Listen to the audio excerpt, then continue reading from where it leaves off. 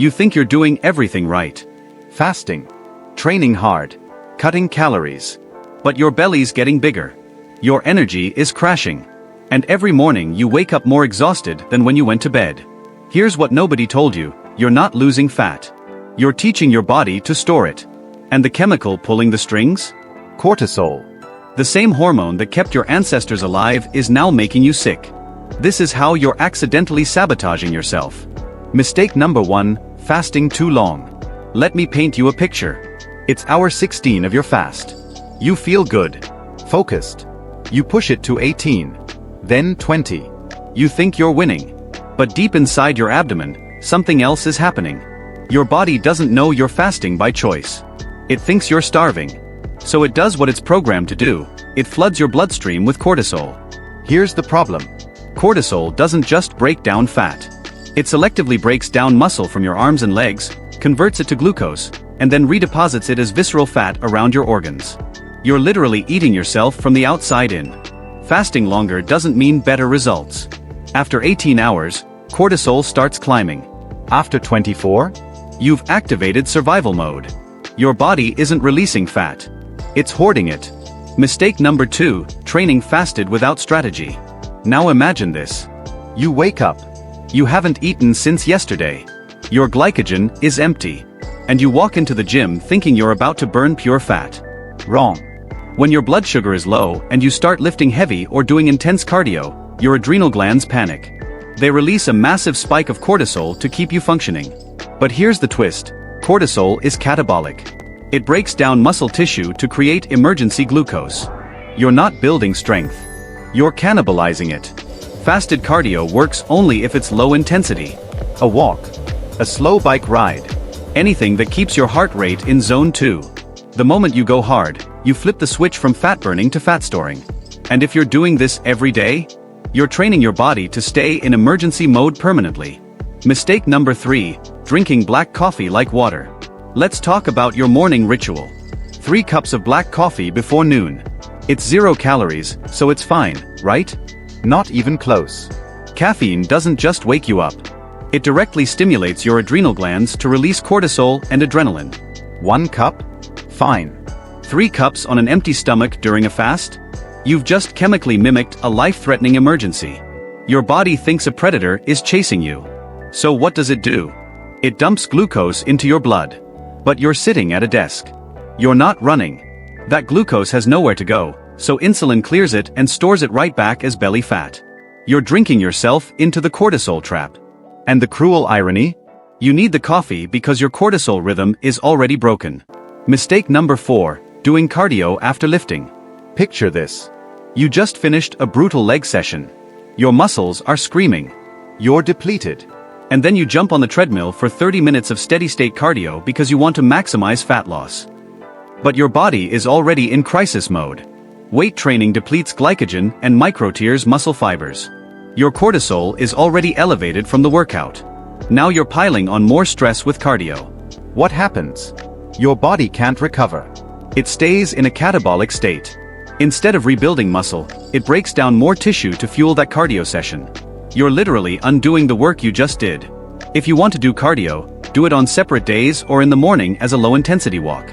Don't stack stress on top of stress. Your body can't tell the difference between a hard workout and a famine.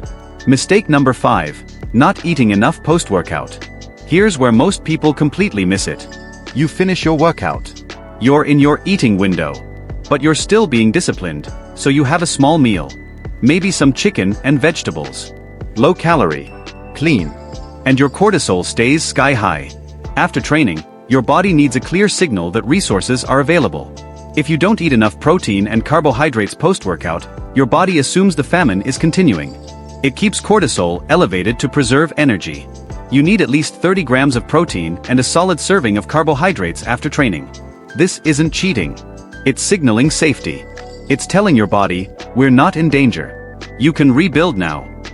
Skipping this is like telling a soldier the war is over but keeping him on the battlefield. Mistake number 6, eating too little for too long.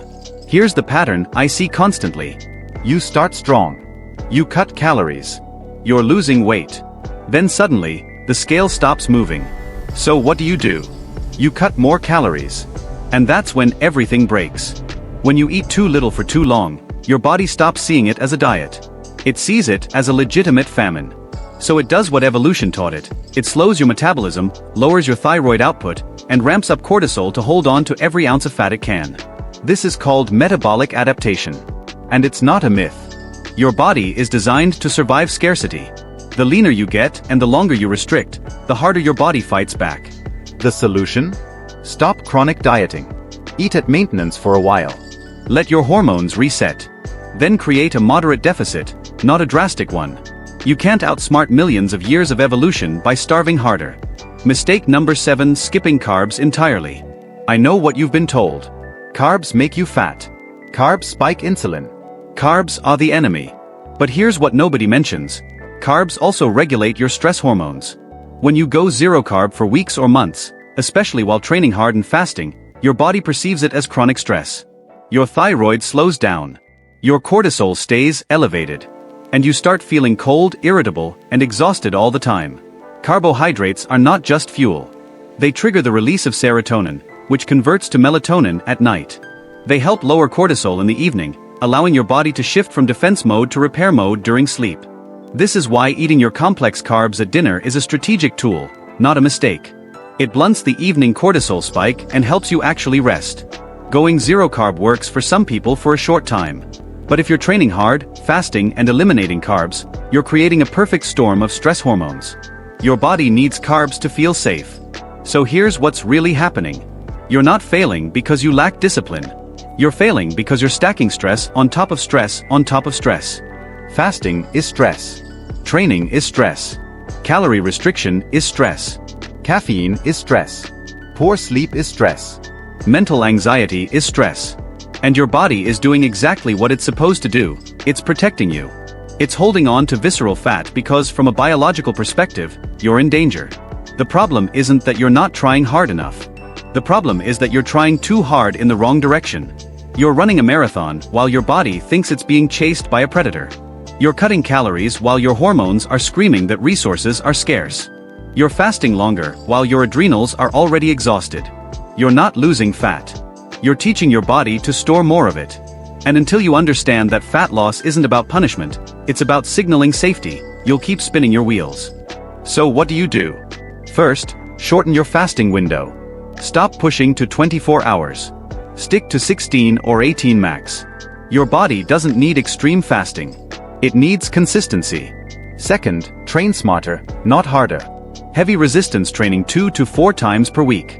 Low intensity walking daily. No chronic cardio. No training 7 days a week.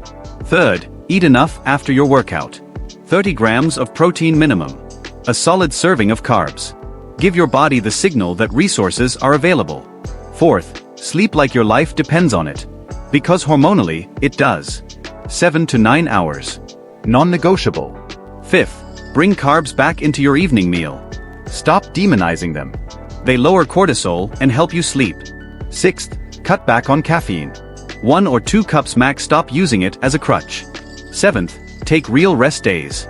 Let your body actually recover. Eighth, manage your mental stress. Breathing exercises. Walks in nature. Anything that signals to your nervous system that the war is over. And finally, supplement strategically. Magnesium glycinate. Ashwagandha. Rhodiola. These aren't magic pills. They're tools to dampen the biological noise so your body can hear the signal to burn fat. Here's what happens when you stop fighting your biology and start working with it. Your energy stabilizes. You wake up rested instead of wired. Your cravings disappear. Your strength goes up. And that stubborn belly fat? It finally starts shrinking. Not because you starved harder. Not because you trained longer.